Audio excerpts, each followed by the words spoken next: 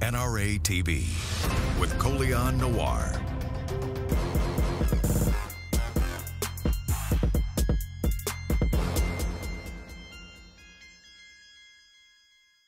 What's going on, folks, and welcome to another episode of Seeing Live. I'm Colion Noir, and as always, I'm living a pew-pew life.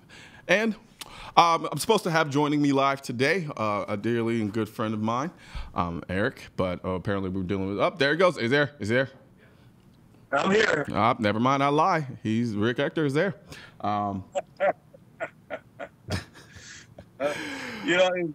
Somebody was just really incessant upon getting through to me. Man, look, and man. no. After you have that big time Ebony article, man, you big time now. Everybody wants to talk to Rick, and Rick, who I should have talked to a long time ago, but apparently I'm a horrible friend.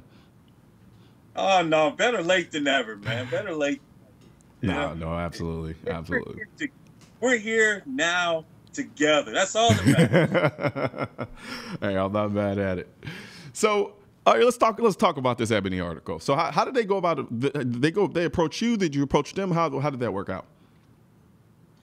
I didn't approach them. I think I've been putting together my PR campaign for my annual ladies event that I do to expose more and more women to guns. And somehow they got a hold of me, or somehow they heard of me, and I'm in the Ebony article, and I don't, it's a good thing to be in there. Any exposure is. Yeah, no, absolutely. It wasn't like I contacted them to be in it, but they don't like me too much. Well, I mean, what's not to like? I don't know, man. I don't know. A lot of people aren't liking me too much right now. No, I think it was Ebony. It might have been, I don't know, it might have been BET. Well, one of them wrote a pretty scathing article about me a long time ago, water under the bridge, but not really. I tell you what, worry when they're not talking about you. Fair enough. Absolutely.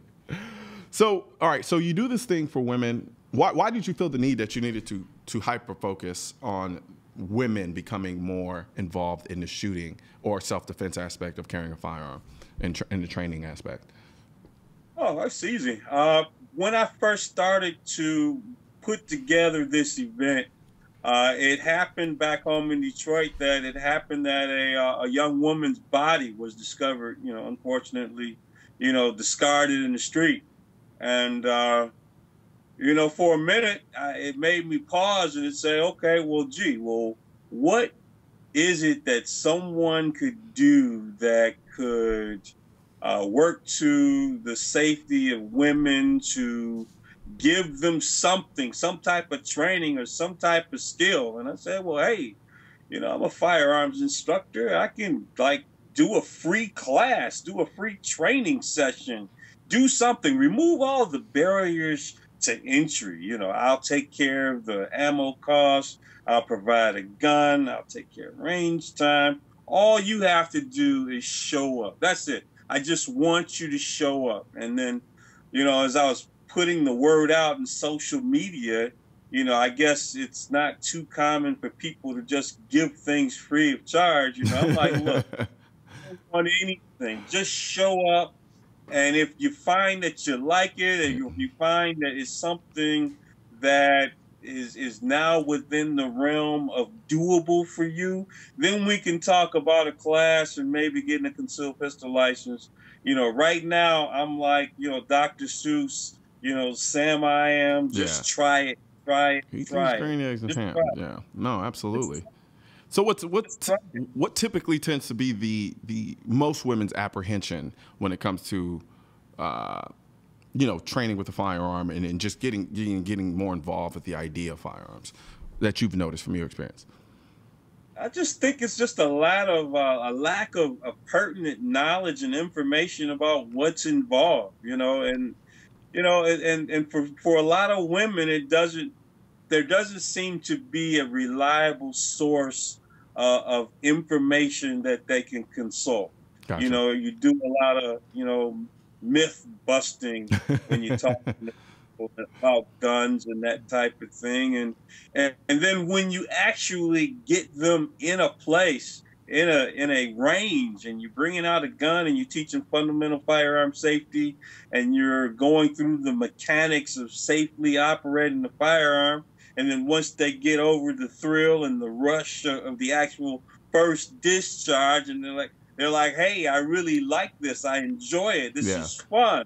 You know, why didn't I do this before? And I'm like, well, gee, I don't know, but you're doing it now, and we're having a great time at it. And, you know, a great deal of them go on to get concealed carry licenses, and many of them go on to buy guns. And really, when you're talking about an environment in which it's dangerous for women, particularly in a lot of our large urban areas, you know, it gives them another tool.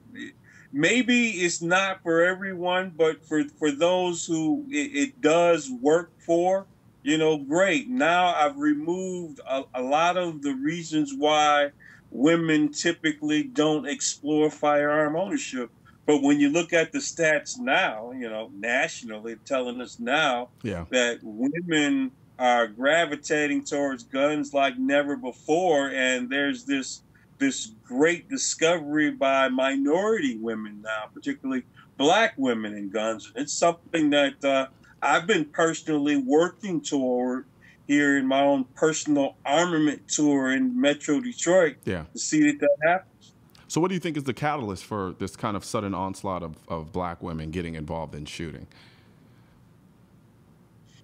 Well, you know, we know that we have some issues in urban America, you know, and it's not for lack of trying by certain people to solve those problems, but a lot of our problems are, man, they are complex, and they're not as simple as a lot of people would have you think. But when you look at the problem of personal protection and self-defense, well, that if you really narrow that down to a really manageable problem, how to defend yourself against an unjustified attack or criminal attack or a home invasion, well, there's a couple of solutions that immediately present themselves, and it becomes incumbent upon one becoming familiar with guns, becoming familiar with the local laws in your municipality,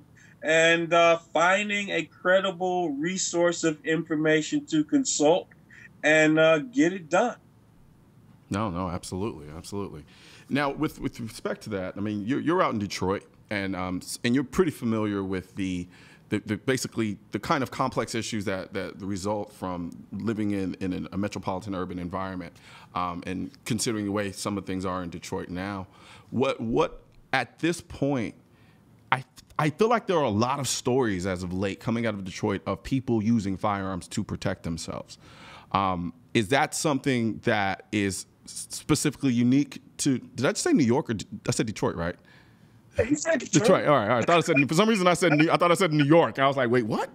My third brain kind of kicked in. I was like, what are you talking about? But do you think that some of the unique circumstances in Detroit are the reason for that, or is it just a complete misnomer altogether? And I'm just imagining this kind of uptick in a number of stories I'm seeing coming from Detroit with people utilizing their firearms to defend themselves. No, there's a consistent, steady flow of stories that leave Metro Detroit and actually get legs and go regional and national in terms of people here locally using firearms for self-defense and personal protection. I mean, it's a phenomenon, I guess, but you know, we've had, you know, shall issue here since, what was it, 2001? So we've had for a few years now, and more people have gravitated to shall issue and getting a concealed pistol license. You know, we don't have a lot of the interesting qualifications that existed at one point in time. You know, now how's that for euphemism? Yeah. But, you know, we have the same uniform requirements in Detroit as we do in every other region of the state. So to get a concealed carry license here in Detroit is the same as in the Upper Peninsula of the state. So it's uniform. It's the same. I personally think that it shouldn't be as difficult to get. I mean, you look at the laundry list of qualifications to get a concealed carry license. I think it could be relaxed a lot. Yeah, there you go. There you go again with them understatements. Yes, but I agree with you. You know, it's almost like they want you to qualify to be a member of law enforcement. Pretty much, just yeah. I mean, to carry a concealed firearm to protect yourself outside your home. But we all understand how that's predicated on the notion of making it so hard and so incredibly difficult that it almost discourages people from wanting to even try it. And you know, there's that backhanded way of, I call it backhanded gun control. Well, okay, you know, on the surface they'll tell you, yeah, we gave you the right to carry. Well, not gave you, but you know, we'll allow you to conceal carry. Now we shall issue, but then you make it so difficult that I really don't have the ability to do it because I have to go through and jump through all of these hoops in order to do it. And it's unfortunate, but nonetheless, it exists. It does, you know, and it might discourage some people, man. But I mean, by and large, the people that it does not disqualify immediately, you know, they are grateful for the opportunity to carry a concealed pistol. You know, it's actually within the realm of possibility to open carry here in the state of Michigan. But there's a whole laundry list of things I'm pretty sure. Absolutely. You know, without running afoul of the law, it's just a lot easier to get a concealed pistol license. Now, if you want to get a concealed pistol license and open carry, then okay, then that's great. That's embodying true freedom and having the protection of the concealed pistol license to back it up. But absolutely. But man, I want to thank you for joining me. Just so you know, you're welcome here anytime. I know it was a long time coming getting you on the show, but no, please, I want you to join us again. Like this is my formal invite for you to come back on the show. Well, good. I look forward to it. My maiden appearance on Colion's show, and hopefully I can get back, man. And it was great being here.